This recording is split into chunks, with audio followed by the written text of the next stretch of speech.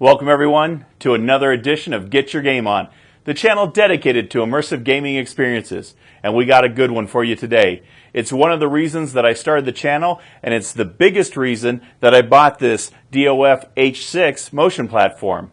It's DCS Flight Simulator, and we're going to take the F-18 up for a little spin and show you what it'll do.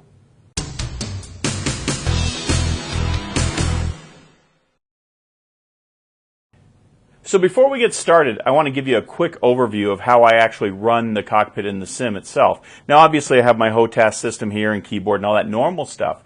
But for the actual switches in the cockpit itself, I use this touchpad, and this is just like a touchpad you'd find in a typical laptop. It's got, the ability to move the mouse around, and then you've got your left click, you've got your right click, and then you also can use the mouse wheel by going up and down like this. Or you can even actually tap on the pad itself to do a click. So that's my interaction there. And then in the interest of immersion, I also use voice attack.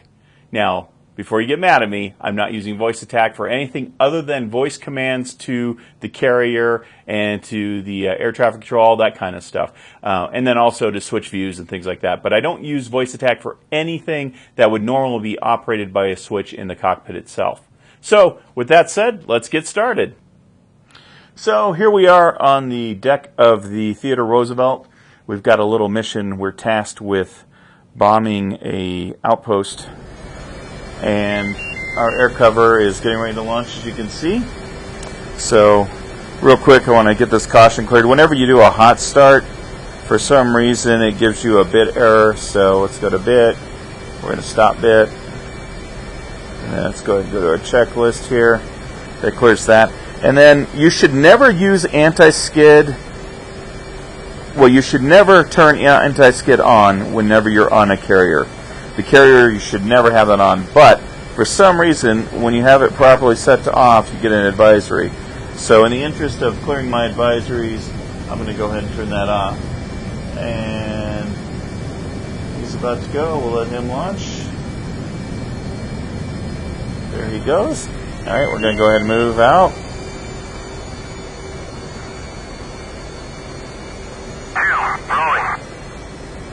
Our wingman, we're going to go to Cat 4. Rolling down the deck, it's a nice early morning. So Cat 4 is there. And go ahead and go to high turn rate. We're going to go ahead and stop right behind the blast shields. While he does this thing, I'm going to get our waypoint set up. So we're going to waypoint 2. We're going to do a low altitude approach, so I'm going to drop this down to about 50.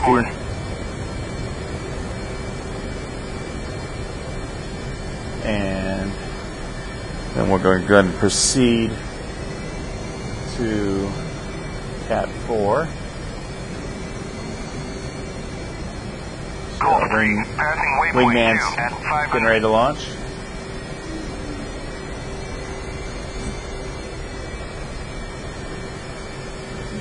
Alright, let's give him a symbol. Spread our wings. So there we go. That wing's coming down, that wing's coming down, and then he's going to move us onto the Cat. Now, one of the things that was really cool to me about the motion platform when I first got it is this whole process while we're locking up to the catapult. So you see I'm going to move forward here, so he tells me to stop, and he stops, so I hit the brakes. And go ahead and turn the brightness down on my HUD a little bit. And he wants the bar down. Meanwhile, our wingman's about to launch. Alright. And we are on the shuttle. Watch him do his thing. Okay, so I'm going to go ahead and roll forward, and then when I hit the shuttle, you'll see it jar. I think I give it a little extra to get over. And now I'm hooked in.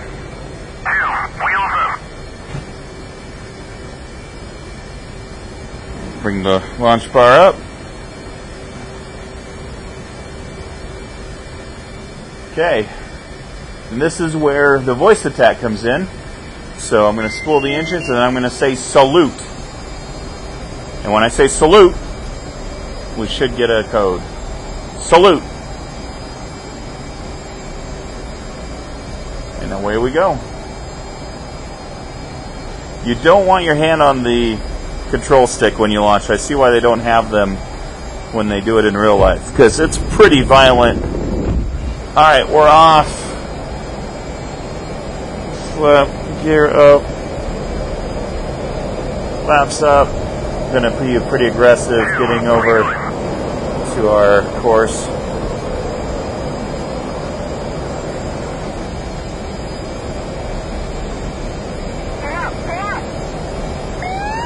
Okay, nice and low. Alright.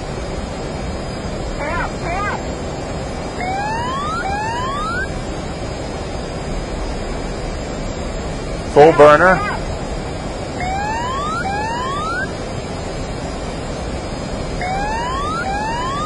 Alright, we're about on course. I'm going to go ahead and set our bombs.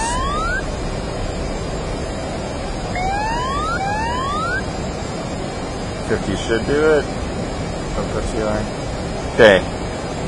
Master set to arm.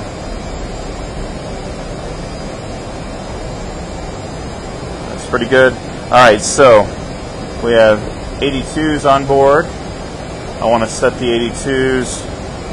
We're going to do just our usual CCIP bombing. Manual fuse on the nose. Electronic fuse instant. And then I want to set this to quantity 2. And I want to drop both bombs at the same time. So quantity 2, CCIP, nose, instant. Alright, that was good. Alright, let's get going. So I'm going to try to go really quickly through the mountains. Keep our cover from any ground-based radar. Try to stay somewhat on our course. I'm not really sure where I want to go yet, but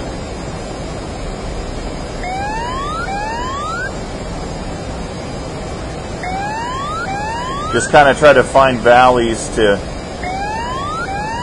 go through.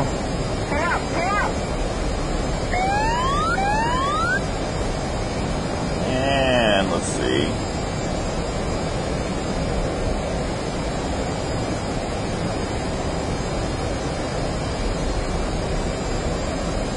So we're going to stay full burner. You can see we're about just under 26 miles to the target at waypoint 2. When I get to within about 10 miles, I'm going to pull up, get some altitude for a dive bomb. And here we come in. Now I got to figure out where I want to go through these mountains at. Let's see here. I guess that's a nice little valley right there. I kind of go through here different every time I run this mission. I don't really have a set path. We'll try this way this time. And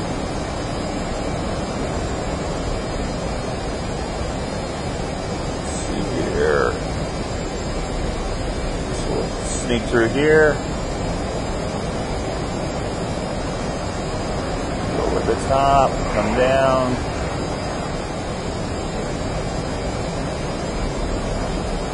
Looks like we go through there. Got to come over the top here, it looks like. So we'll come over the top and invert. Pull back down so we can follow it. We're 12 miles out. Let's get back on track for our target. It's pretty close. And let's go ahead and get some altitude. 10 miles out, get some altitude so we can do a proper bombing. Again, armed. Got our bombing program set. Loose some afterburner here. Drop a little throttle. Should see it pretty much right in front of us, and there it is. So it's the Stacks in the factory right there. I like to bomb at about a 30 to 45 degree angle. 45 degree is optimum. I try to be around 500 knots when I do a bomb. So we'll go to about 2.5 miles and then we'll drop it and come in on it. Pick up speed as we descend. Again, check the program. We're good. 2.5 miles. Nose down. And there it is. There's the factory. And wind level. Altitude. Altitude. Bombs away. Direct hit. Looking good. And it looks like there's a series of buildings right in front of that. So I still got 4 bombs left. Go ahead and go to program 2. And on this one, we want to go still CIP, and you'll feel his nose, instant. And this time, I think what we want to do is we're going to drop all 4. And we're going to do them one at a time. And we're going to do an interval of about, I'm going to guess, I don't know, 115 feet. So that's how programmed to. See what we can do. Come around. Waypoint is still valid for 10,000 feet.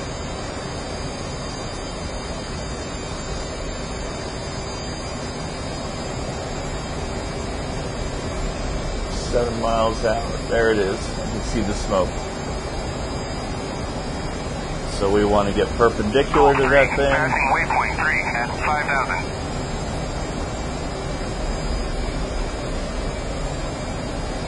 Alright. Still set. Go ahead and roll in. Got a little smoke from our first bombs.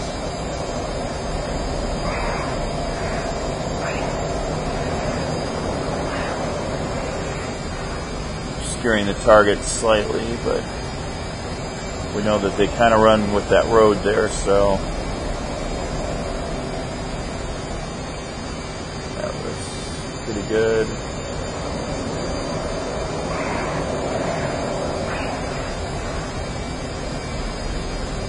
More over.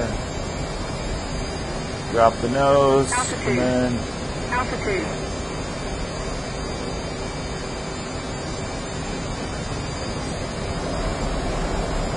See how we did there. Oh, looks like we got about 2 of them. Alright. So, confirmation once destroyed. Alright. We're out of bombs. Let's head home. We're also used up all our fuel in our tanks, so I'm going to go ahead and drop those. And jettison, confirm drop. There they are. Okay. So, don't need this armament screen anymore. I'm going to go ahead and move the HSI up here. And we're going to turn on our TACAN. TACAN, transfer receive, on. We know the carrier is 7-1. Enter. And we're going to move to TACAN control. 40 miles to the Theodore Roosevelt. So we're going to go ahead and radio in. Open comms. F5. And so the interesting thing is in DCS, the F keys always change on the airport. There's never a consistent one. So we're looking for F4, which is the Theodore Roosevelt. So voice attack, we'll do F4, F4, F1. Marshall 280, March Mops 241435, Angels 7.5, holding hands at 290, low speed 7.4. We're going to safe our weapons. 280, weather center, visibility 10 plus 5. Scattered cloud at above 10,000, altimeter is 2, China 3. Case 1 recovery, expected BRC 358 Alright, so looks like the altimeter is slightly up, so we're going to go ahead and bump that to 3, which should give us an altimeter of 9.3. The BRC was 358, so we're going to set our course select here, and 358 minus 7 degrees for the deck, so that gives us a course of 351. That should get us pretty close to lined up. Now I'm not going to do a regular landing in the interest of saving time. You guys know what that all involves, going around the deck and checking it and coming around. I'm just going to do a direct in landing approach since we're doing this as a YouTube video. No need to watch me fly in circles around the carrier.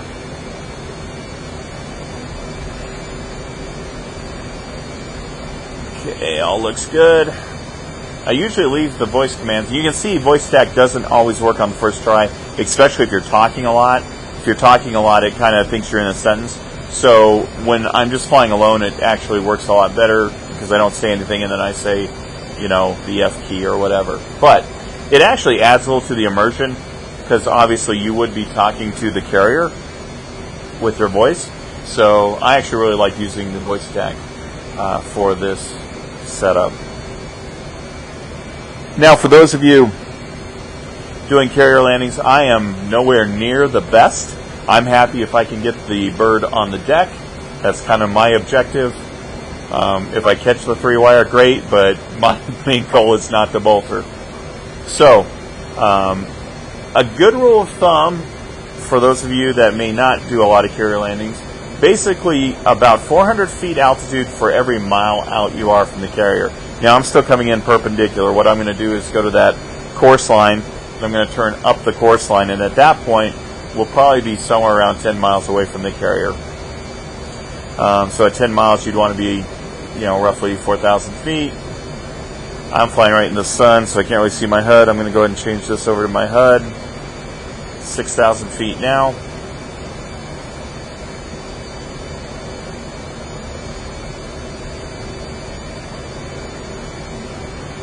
Coming in on the course line.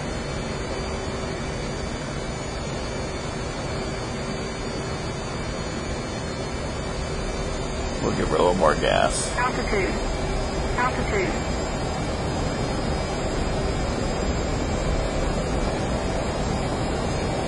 We should have plenty of time to slow down.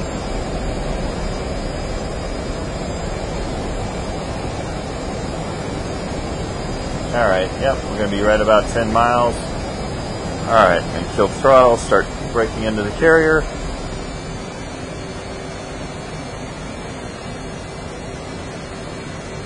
I can see the carrier, so I'm going to say F2. F2.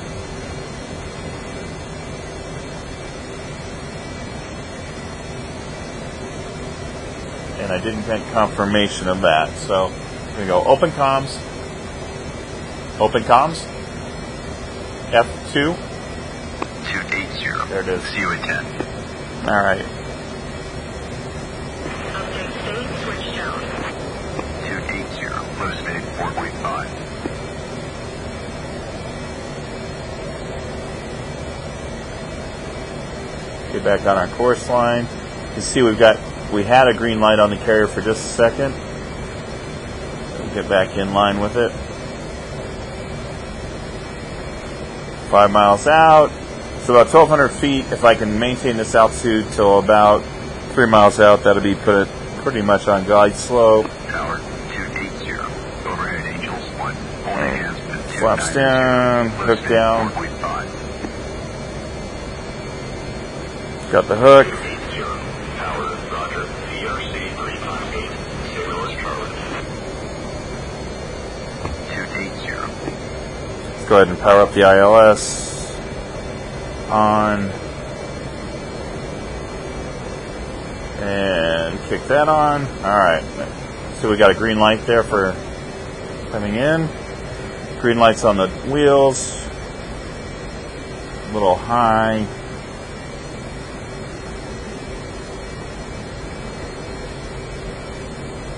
There we go.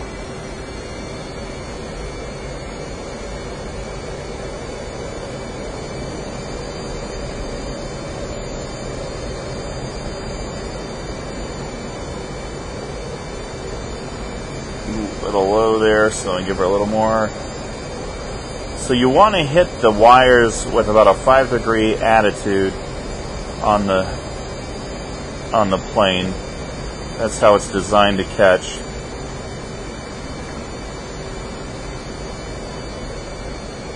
At a glide slope is about 3 degrees. So that's the proper alignment.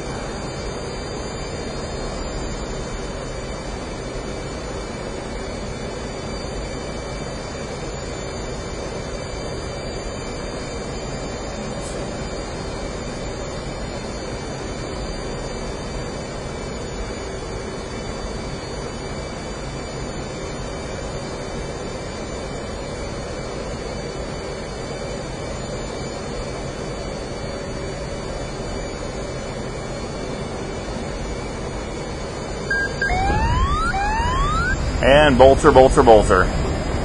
Alright. I'm going to go ahead and do an edit here. You guys don't need to see me fly around the ship. I will do a quick edit and come back when I'm aligned.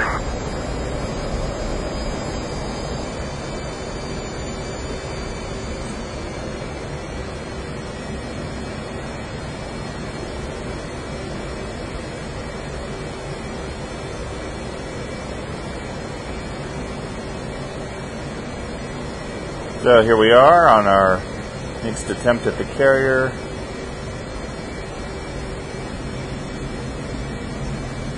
Still carrying a little too much speed.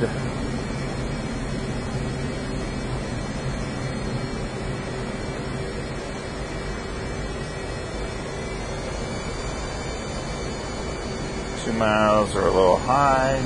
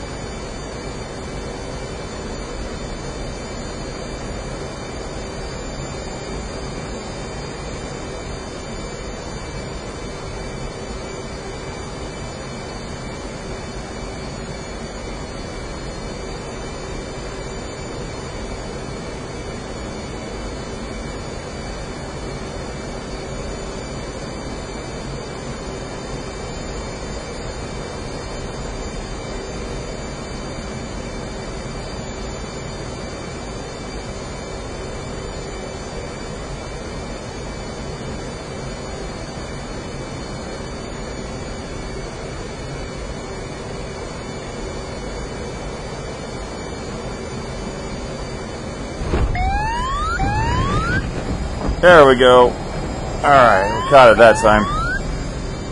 You always know when you catch it in the motion simulator because you eat the dashboard. Probably like it would be in real life. Alright, so we are down. Raise the hook. Bring the wings up and start moving over. And typically what I like to do is I'll move over here. And I'll get a front row seat to watching my wingman come in and land. So just kind of pull on over here.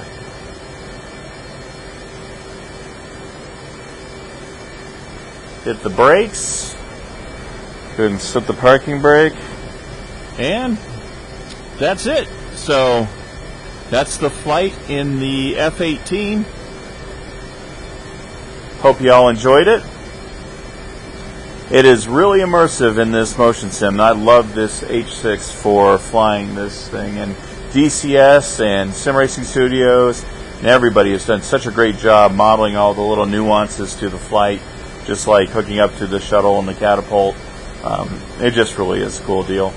You add in the butt kicker that gives you some of that tactile vibration, and I think it's as close as you can get to flying without leaving your house. So until next time, make sure to like and subscribe, and remember to get your game on.